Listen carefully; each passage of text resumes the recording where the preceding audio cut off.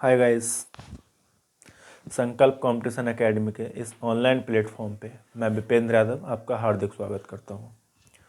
हम लोग अपनी जीएस की श्रृंखला में आगे बढ़ रहे थे और वहाँ पे हमने कुछ टॉपिक्स जो थे हमने कवर किए थे, जैसे कि हमने संविधान को हम कवर कर रहे थे और संविधान में हमने देखा था नागरिकता को पढ़ा, संघ एवं उसके राज्य क्षेत्र को पढ़ा और उसके बाद जो हमने टॉपिक हमने शुरू किया था वो किया था हमने फंडामेंटल राइट यानी मौलिक अधिकार। मौलिक अधिकारों की बेसिक चीज़ें के लिए हमने क्या किया था, बेसिक चीज़ों को हमने यहाँ पे थोड़ा सा समझा था। हमने मौलिक अधिकार के बारे में कुछ चर्चा की थी। आज हम अपने टॉपिक को आगे बढ़ाते हैं और वहाँ पे हम कुछ चीज़ें कहते हैं, जैसे अगर हम बात करें फंडामेंटल राइट की, अगर हम बात करें फंडामेंटल राइट हमारे क्या होते हैं। देखो, जो फंडामेंटल राइट्स होते हैं ना, इन राइट्स को क्या होता है, इनको जो हमारे अदर राइट्स हैं, अदर राइट्स का कोर कहा जाता है। फंडामेंटल राइट को अदर राइट का कोर कहा जाता है। भाई, कोर क्यों कहा जाता है? क्योंकि कोई भी अगर राइट हमारा बनेगा तो सिर्फ सबसे पहले वो जो हमारा फंडामेंटल राइट है उसी से होकर निकलेगा। जैसे भाई, ये क्या है हमारे पास, ये हमारे पास फंडामेंटल राइट हमने ले लिया, ये हमारे मौलिक अधिकार हो गए। अब यहीं पे अगर हम बात करें तो ये ह्यूमन राइट, ठीक है, और कुछ अदर राइट भी हम यहाँ पे ले सकते हैं।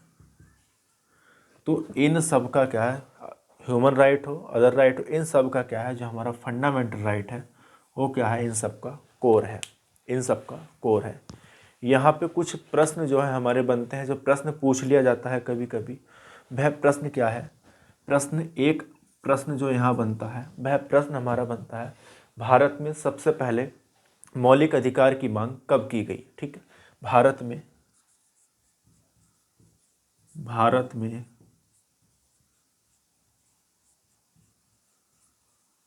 मौलिक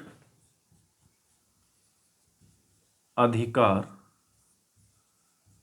की मांग सर्वप्रथम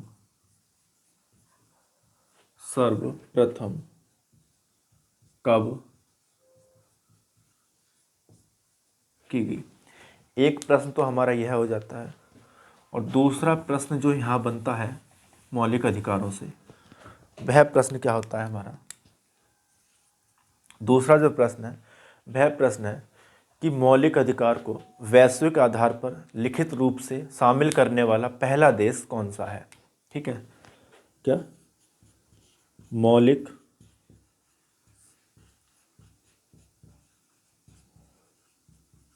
अधिकार को वैश्विक आधार पर लिखित रूप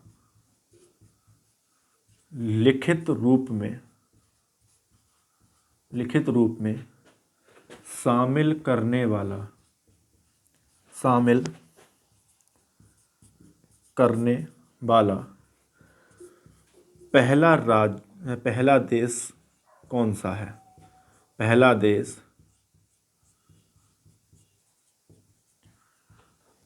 कौन सा है। यह दो प्रकार के प्रश्न जो हैं, यहाँ से हमारे जो बेसिक प्रश्न हैं, ये दो प्रश्न ये हमारे विभिन्न प्रतियोगी परीक्षाओं में कई बार रिपीटेड हुए हैं, कई बार ये प्रश्न जो है पूछे गए हैं। तो अगर मैं इस प्रश्न की बात करूं कि भारत में मौलिक अधिकारों की मांग जो थी सर्वप्रथम कब की गई, तो यह जो थी 1895, ठीक है, 1895 के संविधान विधेयक द्वारा मांग की गई थी। 1895 के संविधान विधेयक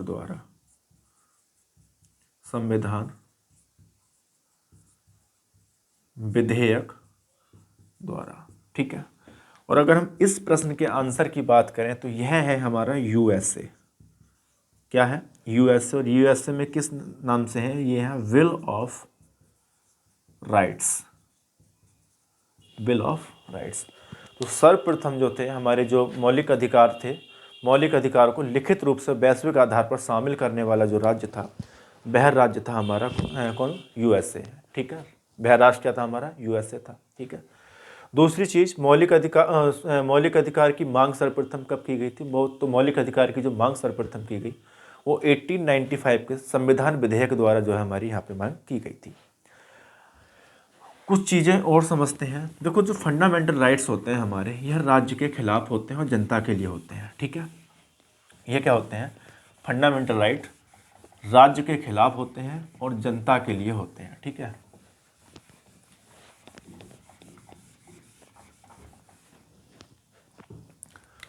फंडामेंटल राइट यह है राज्य के खिलाफ होते हैं, ठीक है। अब देखो, यह जो राज्य है, यह जो राज्य शब्द है हमारा, राज्य शब्द की जो परिभाषा जो दी गई है वह हमारी आर्टिकल 12 में दी गई है, यानी अनुच्छेद 12 में क्या है, इसकी परिभाषा है, ठीक है। आर्टिकल 12 में क्या किया गया है, इसको परिभाषित किया गया है, परिभाषित किया गया है किसको, राज्य शब्द को, कि राज्य शब्द होता क्या है, ठीक है। इसको क्या है, परिभाषित हमारा किया गया है।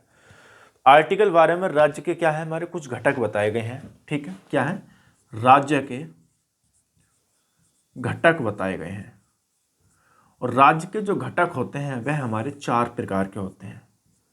कितने प्रकार के होते हैं, राज्य के जो घटक हैं हमारे वह 4 प्रकार के होंगे। सबसे पहला जो घटक रहता है वह है भारत सरकार, भारत सरकार व संसद, ठीक है। पहला घटक क्या होगा, भारत सरकार व संसद। दूसरा घटक होगा हमारा राज्य सरकार व संसद, दूसरा घटक क्या होगा हमारा, राज्य सरकार व संसद। तीसरा घटक होगा हमारा लोकल अथॉरिटी, यानी स्थानीय प्राधिकारी, ठीक है, स्थानीय प्राधिकारी, इसको कहते हैं लोकल अथॉरिटी। और जो चौथा घटक होता है वह होता है हमारा अन्य प्राधिकारी, अदर अथॉरिटी। क्या होता है ये, अन्य प्राधिकारी होते हैं, यानी अन्य अदर अथॉरिटी होती है। इन सबको मिलकर, इन चारों पॉइंटों को मिलकर क्या बनता है, राज्य बनता है। इन चारों को मिलाकर क्या बनता है, राज्य बनता है, ठीक है। इन चारों को मिला के क्या है, राज्य बनता है। अब ये जो हमारा जो स्थानीय प्राधिकारी है, स्थानीय जो प्राधिकारी है, इसको क्या किया गया, इस स्थानीय प्राधिकारी को 73वां व 74वां संविधान संशोधन द्वारा, 73वां व 74वां संविधान संशोधन द्वारा इसको स्थानीय निकाय बना दिया गया। क्या बना दिया गया, स्थानीय निकाय घोषित कर दिया गया। अब यहाँ पे प्रश्न पूछ लिया जाता है कि जो फंडामेंटल राइट है, फंडामेंटल राइट में जो हमारा आर्टिकल 12 है, आर्टिकल 12 के अनुसार जो राज्य के घटक दिए गए हैं, उन घटकों में स्थानीय प्राधिकारी को, स्थानीय निकाय जो है वह किस संविधान संशोधन द्वारा परिवर्तित किया गया, घोषित किया गया। तो वह हमारा कौन सा संविधान संशोधन हो जाएगा, तो वह संशोधन हो जाएगा हमारा 73वां और 74वां संविधान संशोधन द्वारा क्या था, स्थानीय प्राधिकारी को जो है स्थानीय निकाय यहाँ पे घोषित कर दिया गया, ठीक है, ठीक है। अब यहाँ पे हम बात करेंगे किसकी, अन्य प्राधिकारी को थोड़ा सा समझेंगे कि अन्य प्राधिकारी हमारा क्या होता है, ठीक है। अन्य प्राधिकारी के बारे में हम यहाँ थोड़ी सी विस्तार से जानेंगे, थोड़ा सा क्या होता है, ठीक है। किसके, अन्य प्राधिकारी हमारा क्या होगा, देखें क्या होता है भाई। सुप्रीम कोर्ट और हाई कोर्ट, भाई सुप्रीम कोर्ट हो, हाई कोर्ट हो, ठीक है, प्राइवेट हॉस्पिटल हैं, स्कूल हैं, इनको क्या है, इनको सबको क्या है, अन्य प्राधिकारी शामिल करता है। इनको क्या है, अन्य प्राधिकारी शामिल करता है, ठीक है। देखो, सुप्रीम कोर्ट या हाई कोर्ट, सुप्रीम कोर्ट या हाई कोर्ट क्या करेगा, ठीक है, प्राइवेट हॉस्पिटल है,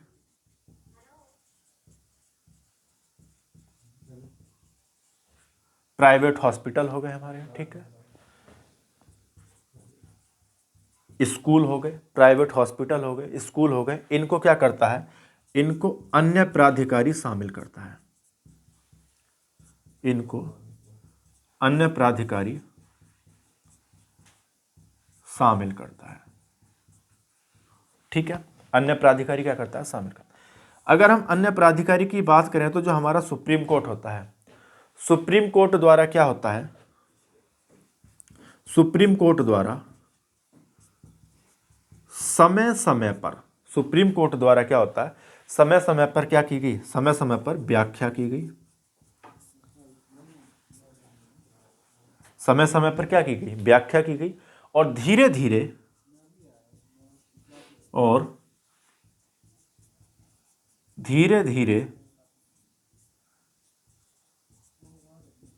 निजी क्षेत्रों, ठीक है, धीरे धीरे निजी क्षेत्रों को इसमें शामिल किया गया, धीरे धीरे क्या हुआ, निजी क्षेत्रों को इसमें शामिल किया गया, किसमें, अन्य प्राधिकारी में। सुप्रीम कोर्ट द्वारा क्या करी गई, सुप्रीम कोर्ट द्वारा इस जो क्या था, इनकी समय समय पर व्याख्या की गई और निजी क्षेत्रों को क्या कर दिया, धीरे धीरे निजी क्षेत्रों को इसमें शामिल कर दिया, और इन्हें ही आर्टिकल 12 के अंतर्गत, आर्टिकल 12 के अंतर्गत राज्य घोषित किया गया, राज्य घोषित किया गया, ठीक है, क्या किया गया, राज्य घोषित किया गया। अब इनसे रिलेटेड ना कुछ जो हमारे बाद हैं, इनसे रिलेटेड कुछ बाद है, वह बाद क्या है, हमारे प्रश्न जो है पूछ लिए जाते हैं, ठीक है, उन बातों को क्या है, हमारा पूछ लिया जाता है प्रश्न में कभी कभी। तो इनसे संबंधित जो बाद है हमारे, वह बाद क्या है, देखो, पहला जो मुख्य बाद है वह है राजस्थान बिजली बोर्ड का, राजस्थान बिजली बोर्ड पहला बाद, ठीक है, राजस्थान बिजली बोर्ड का बाद हो गया हमारा। दूसरा जो हमारा यहां पे है, दूसरा क्या है, दूसरा है अजय शाह बनाम मुजीब रहमान, ठीक है, क्या है, अजय शाह बनाम मुजीब रहमान, एक ये बात हो गया हमारा अजय शाह बनाम मुजीब रहमान। दूसरा बात है हमारा रमन्ना सेट्टी बनाम international airport authority of India, ठीक है, international airport authority of India. तीसरा बात क्या है हमारा, तीसरा बात है रमन्ना सेट्टी, क्या है, रमन्ना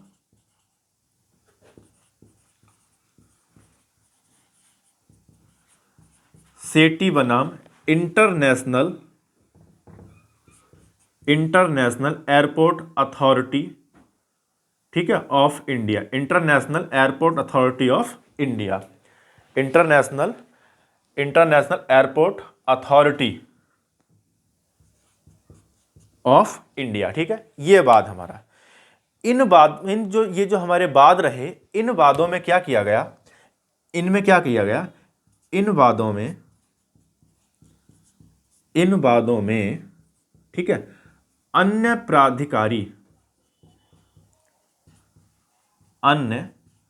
प्राधिकारी के मानक तय किए गए, क्या किए गए, मानक तय किए गए।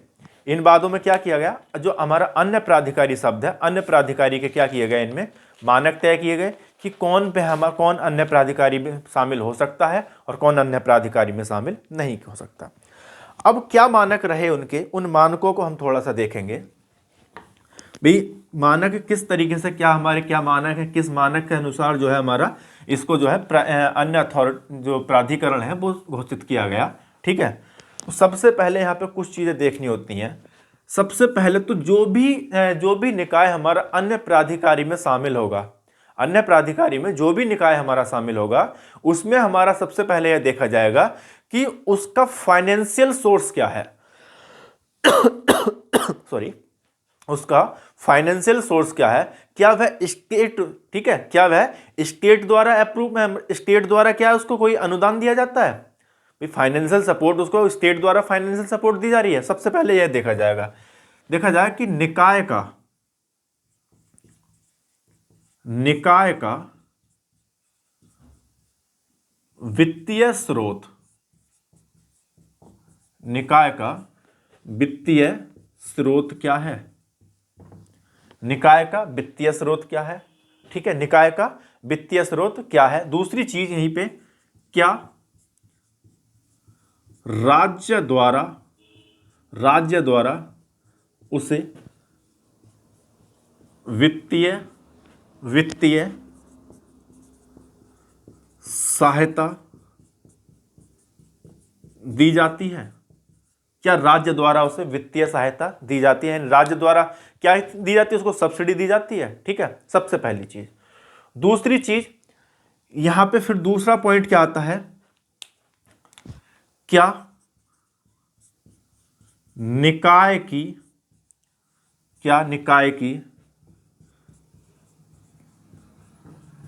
कार्य प्रवृत्ति राज्य जैसी है,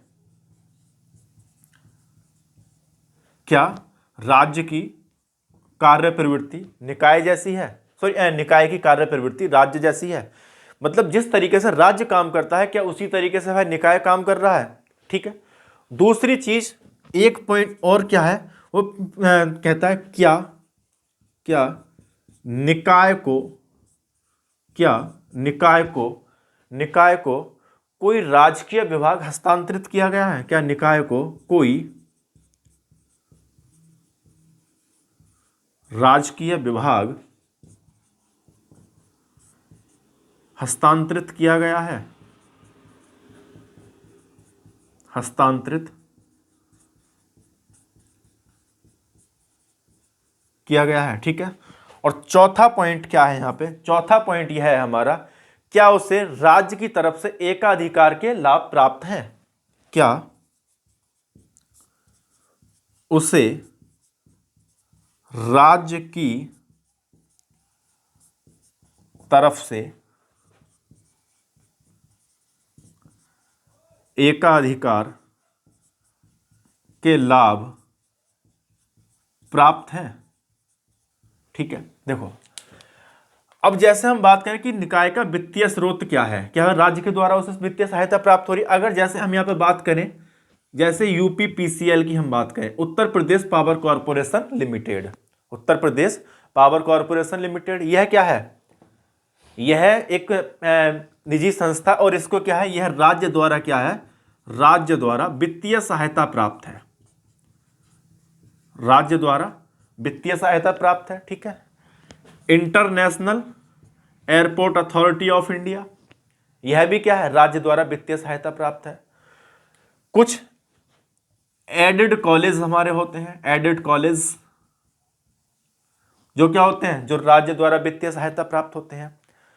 अगर इनका कहने का मतलब यहां पे यह है कि अगर यह सारी चीजें आपके पास इस तरीके से, अगर कोई भी प्राधिकारी अगर इतनी कंडीशन फॉलो करता है और वह आपके मौलिक अधिकारों का हनन करता है, तो आप उसके खिलाफ न्यायालय में जा सकते हैं, आप उसके खिलाफ क्या है, न्यायालय में जा सकते हैं, ठीक है, आप उसके खिलाफ न्यायालय में जा सकते हैं। अब हम यहां पे बात करेंगे किसकी, आर्टिकल 13 की हम बात करेंगे। यह हमने आर्टिकल क्या पढ़ा, आर्टिकल हमने ये 12 पढ़ा, ठीक है, क्या पढ़ा हमने, आर्टिकल 12। अब आर्टिकल 13 को देखेंगे कि आर्टिकल 13 हमारा क्या कहता है, ठीक है, आर्टिकल 13 क्या कहता है। देखो अगर हम आर्टिकल 13 की बात करेंगे तो आर्टिकल 13 कहता है कि राज्य द्वारा निर्मित कोई भी विधि, राज्य द्वारा निर्मित कोई भी विधि उस सीमा तक शून्य समझी जाएगी जहां तक वह मौलिक अधिकारों से क्या है, असंगत है, ठीक है, जहां तक वह मौलिक अधिकारों से क्या है, असंगत है, वह उस सीमा तक क्या समझी जाएगी, शून्य समझी जाएगी, ठीक है। जैसे भाई मान के चले भाई कोई क्या है हमारे पास, कोई हमने कानून बनाया, ठीक है, और वह कानून क्या है, वह कानून हमारा क्या कर रहा हो, वह कानून हमारा मौलिक अधिकारों का क्या कर रहा हो, उल्लंघन कर रहा हो, वह कानून क्या कर रहा हो, हमारा उल्लंघन कर रहा हो, तो वह जो कानून हमने बनाया था वह क्या कानून क्या हो जाएगा, वह कानून शून्य हो जाएगा, निरस्त हो जाएगा, वह कानून क्या हो जाएगा, हमारा शून्य हो जाएगा, निरस्त हो जाएगा। ठीक है, देखते हैं आर्टिकल 13 हमारा क्या कहता है।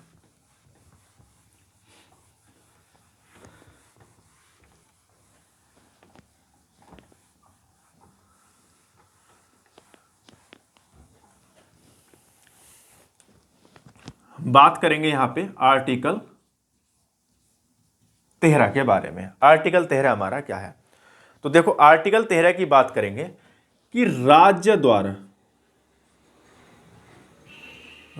द्वारा ठीक है निर्मित कोई भी विधि,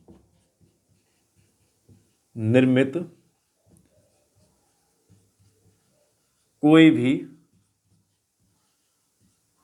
राज्य द्वारा निर्मित कोई भी विधि उस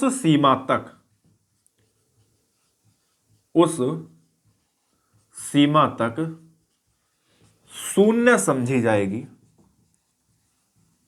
शून्य समझी जाएगी, उस सीमा तक शून्य समझी जाएगी जहां तक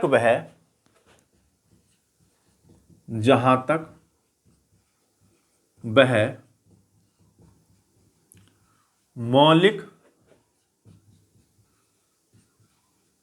अधिकारों से असंगत है, मौलिक अधिकारों से असंगत है। ठीक है, वह क्या है, मौलिक अधिकारों से क्या है, असंगत है। ठीक है, आर्टिकल 13 एक चीज और कहता है। आर्टिकल 13 का अगर हम जुडिशियल रिव्यू करें, आर्टिकल 13 का जुडिशियल रिव्यू जो न्याय, ये क्या है, इसका जो होता है न्यायिक पुनरावलोकन होता है। क्या होता है, न्यायिक पुनरावलोकन होता है। न्यायिक पुनरावलोकन जो है इसका जुडिशियल रिव्यू जो है वह आर्टिकल 13, आर्टिकल 32 और आर्टिकल 226। अभी हम यहाँ पे बात करेंगे आर्टिकल 32 और 226 क्या है। ठीक है, और आर्टिकल 13 को तो हम देख ही रहे हैं। तो अगर हम इसकी बात करें तो आर्टिकल 13 से अगर हम यहाँ पे बात करें तो आर्टिकल 13 क्या कहता है, यह जुडिशियल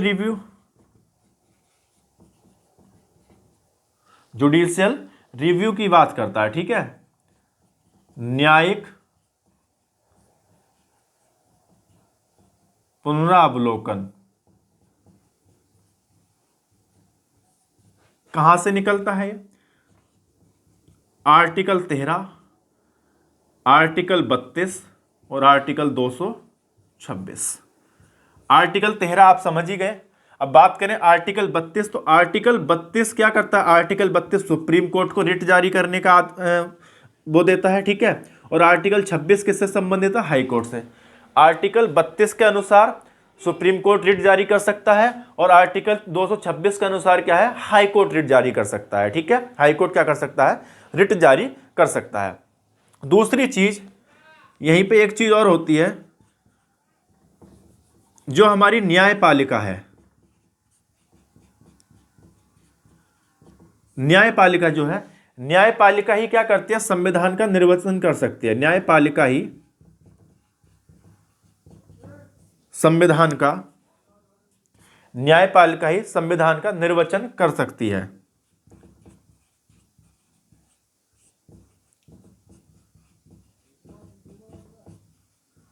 ठीक है, न्यायपालिका ही क्या कर सकती है, संविधान का निर्वचन कर सकती है।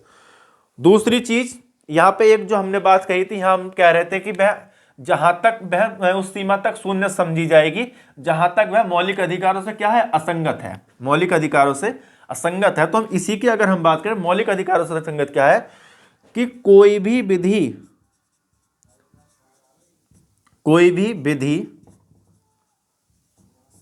फंडामेंटल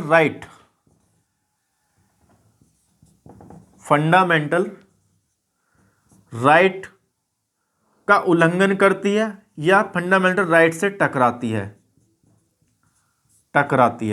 तो वह क्या समझी जाएगी, वह शून्य समझी जाएगी। क्या समझी जाएगी, शून्य समझी जाएगी। अब देखो कैसे, देखो ये हमारे पास दो तरीके के राइट हो गए। ये क्या है, हमारे पास फंडामेंटल राइट है, यह क्या है हमारे पास, फंडामेंटल राइट है, और यह क्या है हमारे पास, कोई लॉ है। यह क्या है हमारे पास, कोई लॉ है। अब यहां देखें, जब यह क्या कर रहा है, यह जो हमने लॉ बनाया, यह इस फंडामेंटल राइट को क्या कर रहा है, टकरा रहा है फंडामेंटल राइट से। फंडामेंटल राइट से क्या, हमारा जो लॉ हमने जो विधि द्वारा, राज्य द्वारा जो विधि बनाई गई, वह विधि क्या है, हमारी मौलिक अधिकारों से क्या हो रही है, टकरा रही है। जब मौलिक अधिकारों से टकरा रही है तो यह क्या हो जाएगा, शून्य हो जाएगा, शून्य हो जाएगा। और इसका निर्धारण कौन करेगा, इसका निर्धारण करता है सुप्रीम कोर्ट द्वारा, क्या होता है इसका निर्धारण होता है, सुप्रीम कोर्ट द्वारा क्या होगा, इसका निर्धारण होगा, यानी माननीय सर्वोच्च न्यायालय द्वारा क्या किया जाएगा, इस चीज का निर्धारण किया जाएगा। ठीक है, माननीय सर्वोच्च न्यायालय द्वारा क्या होगा, इसका जो है हमारा निर्धारण किया जाएगा। अब इसको समझने के लिए हमारे पास दो सिद्धांत होते हैं, इसको समझने के लिए क्या हमारे पास दो सिद्धांत होते हैं। पहला सिद्धांत होता है हमारे पास, वो होता है पृथक्करणीयता का सिद्धांत। ठीक है, पृथक्करणीयता का सिद्धांत। और दूसरा सिद्धांत होता है आच्छादन का सिद्धांत। ठीक है, दूसरा सिद्धांत क्या होता है हमारा, आच्छादन का सिद्धांत होता है। ठीक है, एक पृथक्करणीयता का सिद्धांत और दूसरा क्या है, आच्छादन का सिद्धांत। ठीक है, यहां पे हम दो सिद्धांत पढ़ेंगे, एक होगा हमारा पृथक्करणीयता का सिद्धांत और दूसरा होगा आच्छादन का सिद्धांत। तो पहले जो हम बात करेंगे वो करेंगे पृथक्करणीयता।